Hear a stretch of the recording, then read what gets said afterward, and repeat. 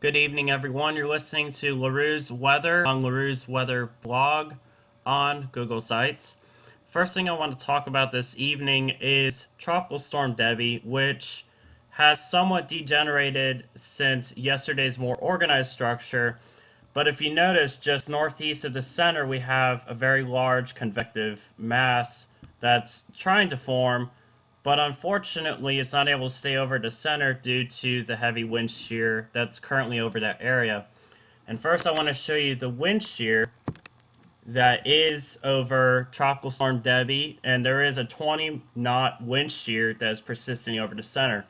The problem with this for Tropical Storm Debby is that it is tilting the center, and thus the upper level low associated with the warm core center is not even over the lower portion of the center, and thus this is choking off the outflow for the system. And what you may notice is the complete lack of exhaust or outflow from Tropical Storm Debby within the southern quadrant. And this is because of this small jet streak that is currently over the center circulation. And this is providing excellent outflow for the tropical system in the northern quadrant, but there is no outflow to be found within the southern quadrant. And so what happens with heavy wind shear is that because it's a warm core system and it relies on latent heat release to continue fueling the system, with that penetration of drier air into the core, you're now replacing that buoyant air with very dry, not so buoyant air, and thus that's heavily inhibiting the tropical convection over the center of circulation. And the center of circulation isn't actually where the marker is, it's a little bit northeast instead. So we're going to look at the 5-day forecast as well as some projections for the next heat wave across the high country. So I'm going to take us to some weather maps that I've pulled from twisterdata.com. And first thing I want to show is the 700 millibar relative humidity.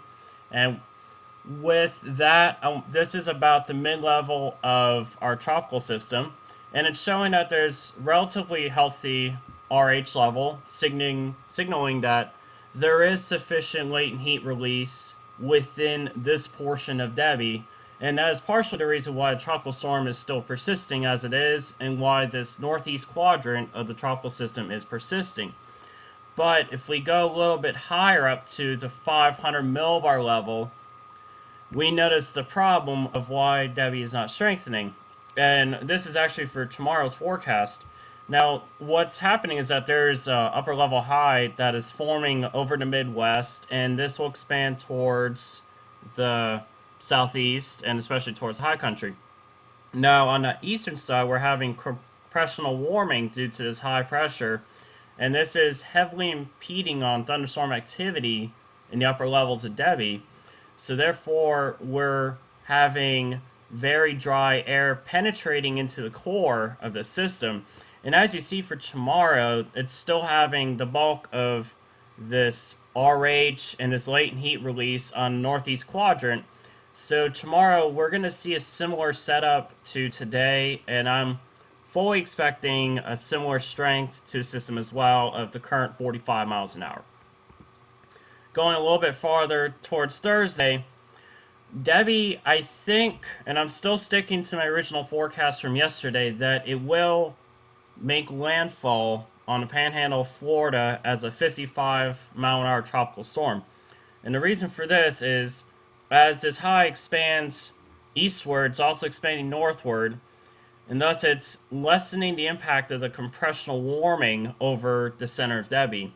And I think that also with the change of the wind shear from the current southerly direction to a more southeasterly direction, I think we'll have a little bit more convection manage to stay over the core, possibly just over the northeast quadrant, but just enough to where it's not as much displacing the upper level circulation from the lower level circulation.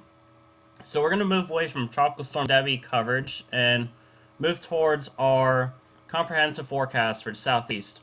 I had a question earlier today asking me about the heat building up across the southeast, and will this persist to record high temperatures? And the answer is it'll come close, but I do not think this will be record high temperatures across the high country, but it will be one of the hottest days that we have seen across the area in a long time. And the reason for that is the same thing that's impeding Tropical Storm Debby, and also what's causing its slow forward movement, is this ridge building across the Midwest and Ohio River Valley. Now, for Tuesday and going into Wednesday, we're having small trough descend across the East Coast, and this will give us a brief cool down. Temperatures will be about 10 degrees cooler than they were this weekend, but they will still be in upper 70s and lower 80s for Tuesday, Wednesday. But for Thursday, and actually I'm going back to Wednesday real quick, what I want to show is that this is the upper level wind pattern, and we have very strong meridional flow, especially with this ridge building across the Midwest and this trough descending across the East Coast. But if you notice, there's very strong winds associated over the Midwest, and this is eventually going to project as a more zonal flow across the northern tier United States. So getting into Thursday, we start seeing that ridge building across the Midwest and expanding eastward. So we're going to start seeing warmer temperatures propagate farther eastward. But fortunately for this, it isn't a very moist air mass. The same thing that's inhibiting Debby will make Thursday and Friday not feel as hot and not push the heat index as high as what it could be. And the reason for that is that compressional warming, and what I have here is the stability index. The higher the number, deeper shade of blue, the more stable the air mass is, the more sinking motion. And this is if a parcel is trying to rise because it's positively buoyant, the environment's actually going to contribute a stronger negative buoyancy component to it as it starts expanding and ingesting environmental air around it. Thus, the final verdict on Thursday and Friday is a complete lack of thunder shower activity. And same thing extending into Friday. Now, I want to notice is that on Thursday, we actually have some of this showing up near this core convection for Debby. But for Friday, there's a little bit less impeding the tropical system, which makes me stick to my guns about it making landfall as a 55-mile-an-hour tropical storm. So I'm going to start moving into this weekend, and Saturday, I'm sorry for everyone in the high country, it's going to be a brutally hot day, highs in the upper 80s, but the RH, the relative humidity, will still be relatively low for Saturday, and this hot weather is being fueled by this increasingly zonal straight flow across the northern tier of the United States, which is allowing this ridge to build across the southeast, and is also choking off any cold air advancement into the United States. And if we look at the upper levels, that previously very wavy pattern that was over the United States is now replaced with a relatively strong, very straight zonal flow with high winds. And we're not expecting to see the zonal flow very much in intensity, even going into next week as well. So long story short, this hot weather is going to persist onto next week. So getting into Sunday, and this will be the last day that I cover in my forecast, the hottest weather is going to be to our south and to our southwest. And if you notice, there's once again a very strong Gulf moisture flow and strong wind flow going into the Midwest. And this is going to propagate strong thunderstorm activity in this region. But along south and south to our west, we're having this ridge build across the region, and unfortunately this ridge is not going anywhere for a while.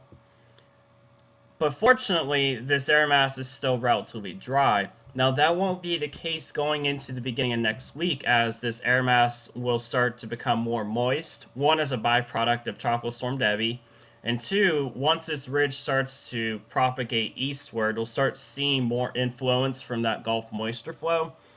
And thus, even though temperatures are projected to be a little bit cooler next week than they will be on Friday and Saturday, It'll actually raise the heat index due to that higher relative humidity concentration within the atmosphere.